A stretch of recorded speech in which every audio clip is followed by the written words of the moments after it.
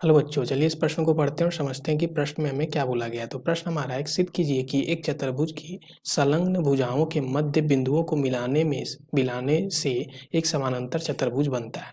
ये हमें सिद्ध करना है। ठीक है, तो देखिए इस प्रश्न को हल करने से पहले मुख्य अवधारणा को हम लोग देख लेते हैं। ठीक है, तो मुख्य अवधारणा में हम बात करते हैं सबसे पहले कि मान लो कि हमारे पास कोई त्रिभुज है। ठीक है, त्रिभुज है हमारा कुछ ऐसा, ये शीर्ष का नाम ए बी सी है। अब ए बी का मध्य बिंदु अगर हमारा डी है और ए सी का मध्य बिंदु हमारा ई है और दोनों के मध्य बिंदु के मिला के एक रेखाखंड डी ई बन रहा है।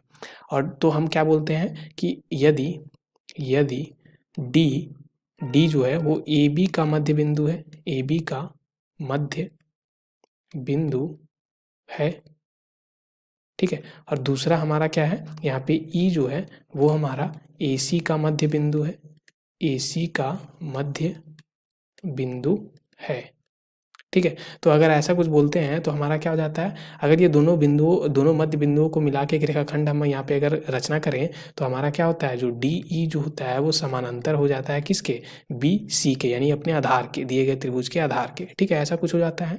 तो अब इसी मुख्य अवधारणा का हम लोग प्रयोग इस प्रश्न में यहाँ पे करने वाले हैं। तो चलिए अब इस प्रश्न को हल कर लेते हैं। तो प्रश्न में हमें क्या बोला गया है, प्रश्न में बोला गया सिद्ध कीजिए कि एक चतुर्भुज की संलग्न भुजाओं के मध्य बिंदुओं को मिलाने से एक समानांतर चतुर्भुज बनता है। ठीक है, तो यहाँ पे सबसे पहले देखें, मान लो हमारा कोई ऐसा चतुर्भुज पहले से दिया गया है।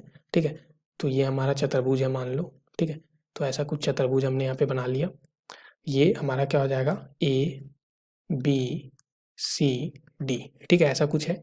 अब इनके संलग्न भुजाओं के मध्य बिंदु, मान लो यहाँ पे मध्य बिंदु सी डी का मध्य बिंदु, ठीक है, फिर ये ए डी का है और ये ए बी का है और ये बी सी का है। इनका जो नाम है वो हम यहाँ पे रख देते हैं, मान लो ई। ठीक है, ई एफ जी एच, ऐसा कुछ बोल देते हैं। तो इनके संलग्न भुजाओं के मध्य बिंदु को मिला के हमने एक चतुर्भुज यहाँ पे ऐसा कुछ हमने यहाँ पे रचना किया। अभी हमें ये नहीं पता है कि ये क्या होगा। ठीक है, तो ये हमने ऐसा कुछ यहाँ पे रचना कर दिया। ठीक है, तो एक चतुर्भुज यहाँ पे हमने रचना कर दिया। अब यहाँ से अगर हम देखें तो इन संलग्न भुजाओं को मिला के हमने एक चतुर्भुज बनाया है। अब एक चीज़ और यहाँ पे हम रचना कर देते हैं, तो AC विकर्ण को मिला देते हैं। ठीक है, AC विकर्ण को यहाँ पे मिला देते हैं। तो अब बात करते हैं त्रिभुज। ठीक है, त्रिभुज त्रिभुज यहाँ पे हमारा क्या हो जाएगा, ए बी सी में।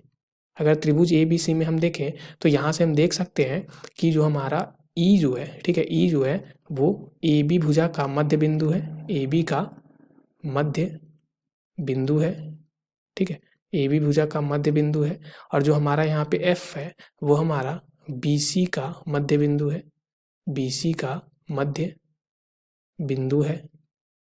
ठीक है, तो ऐसा कुछ दिया गया है। तो यहाँ से हम बोल सकते हैं कि जो ई एफ रेखाखंड को जो मिला के हमारा जो रेखाखंड बन रहा होगा, ई और एफ बिंदु को मिला के जो रेखाखंड बन रहा होगा वो हमारा ए सी के समानांतर हो जाएगा। ठीक है, तो इसलिए हम यहाँ से क्या बोल सकते हैं कि जो ई एफ होगा वो समानांतर होगा ए सी के।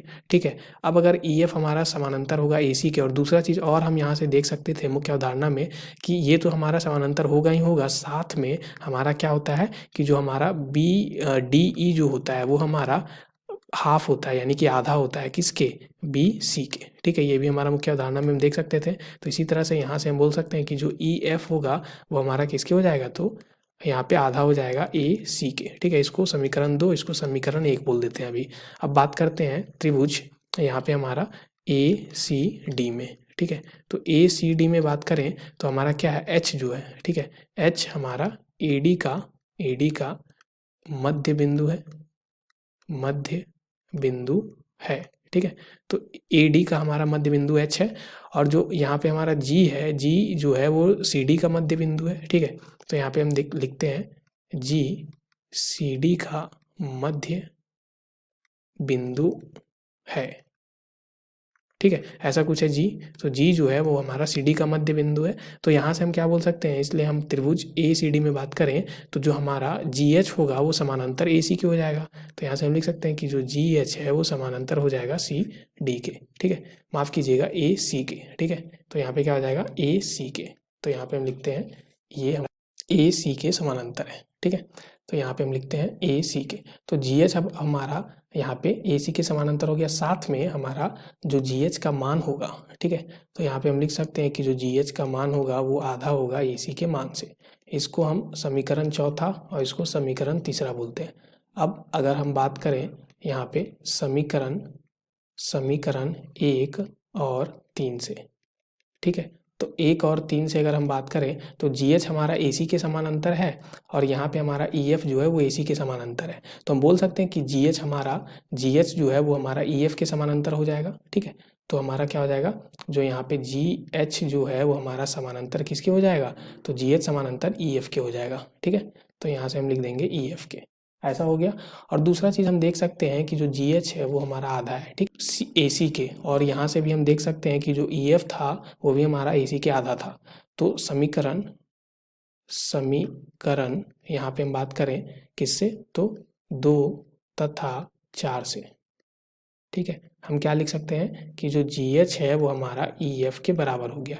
अब देखो जी एच अगर हमारा यहाँ पे समानांतर है ई एफ के और जी एच हमारे ई एफ के बराबर है, ठीक है, तो ये हमारा समानांतर और बराबर दोनों आ गया। तो ऐसा चतुर्भुज हमारा क्या होता है, जब हमारे यहाँ पे आमने सामने की जो भुजा बराबर और समानांतर दोनों हो, तो इस तरह के चतुर्भुज का जो गुणधर्म है वो हमारा समानांतर चतुर्भुज का गुणधर्म होता है। तो इसलिए हम बोल सकते हैं कि अगर ये दोनों हमारे बराबर हो गए, यानी कि जी एच हमारा यहाँ पे समानांतर ई एफ के और जी एच हमारा ई एफ के बराबर हो गया, तो इसलिए हम बोल सकते हैं इसलिए हमारा यहाँ पे जो मध्य बिंदु से मिलके जो चतुर्भुज, तो ई एफ बराबर और ई एफ जी एच के बराबर और समानांतर दोनों हो गया, तो इसलिए हम बोल सकते हैं कि ई एफ जी एच हमारा, ठीक है, तो हम यहाँ पे लिखेंगे इसलिए ई एफ जी एच एक समानांतर चतुर्भुज है। और यही हमें सत्यापित करना था। आशा करते हैं आपके भी प्रश्न का हल समझ में आ गया होगा। धन्यवाद बच्चों।